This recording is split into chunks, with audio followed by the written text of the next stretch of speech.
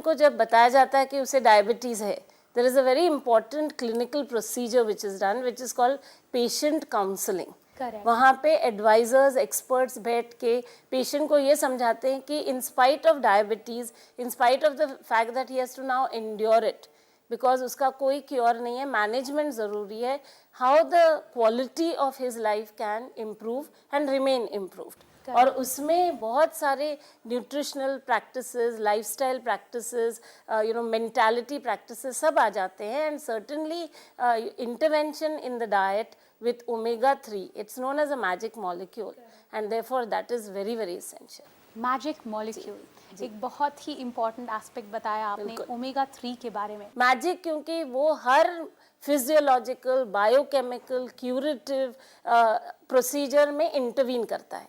एक simple example जो सभी समझेंगे कि डायबिटिक पेशेंट को वुंड हीलिंग बहुत ही डिलेड होती है, मतलब कहीं उसे लग गया, एंड माइंड यू लगना is a painful situation, so psychologically emotionally is always compromised. उसका हीलिंग प्रोसेस बहुत ही डिलेड हो जाता है. And there is research which has been carried out. 2 diabetic patients, one who is consuming nutritional supplements and a good diet intervention with omega-3 and such essential components, and another who is not. Naturally, this first person is far more capable of handling that. Correct. Second is also immunity. आप बार बार secondary complications में उलझते हैं. They are known as secondary complication because primary तो diabetes is ruling your life. उसके बाद seasonal illnesses, all kinds of things like conjunctivitis, and these they become more susceptible. On and off you start getting it. And that each of them kind of puts back the patient. So वही वो quality of life वाली बात जो मैंने की कि in presence of this in dietary intervention always the patient is far more poised to handle a sensibly proper life. He is happier, and because of that his family is happier. आपका क्या take रहेगा बानो जी? एक चीज़ होती है कि जब body में omega 3 की मात्रा कम होती है तो एक इम्पॉर्टेंट चीज़ जो शुगर बढ़ने की वजह से होता है, एक होता है कि इन्फ्लेमेशन.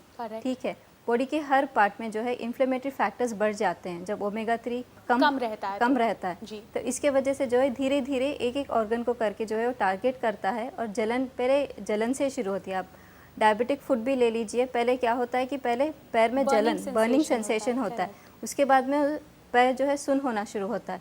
तो ये सब जो है इन्फ्लेमेशन की वजह से है, जो कि जो है एल ओमेगा 3 की कमी की वजह से होता है. जब ओमेगा 3 की मात्रा सही होती है तो ये इन्फ्लेमेशन को ऑटोमेटिकली कम करता है, जिसके वजह से इन्फ्लेमेशन ना हो, और फिर उसके बाद से पैरों में सुन्न या फिर आंखों में जलन होती है कम हो जाए, और कम मतलब डिले हो जाए. एक बार डायबिटीज आने के बाद में ओमेगा 3 इस तरह से बॉडी में काम करता है. आई थिंक बहुत सारे ऐसे पहलू होंगे जिन्हें अभी तक हमने डिस्कस नहीं किया है, और उसे हमें डिस्कस करना पड़ेगा, मगर एक छोटी सी ब्रेक के बाद. दोस्तों, आज हम बात कर रहे हैं डायबिटीज़ एंड इट्स कॉम्प्लिकेशंस के बारे में. अब तक हमने जाना कि किस तरह से डायबिटीज़ और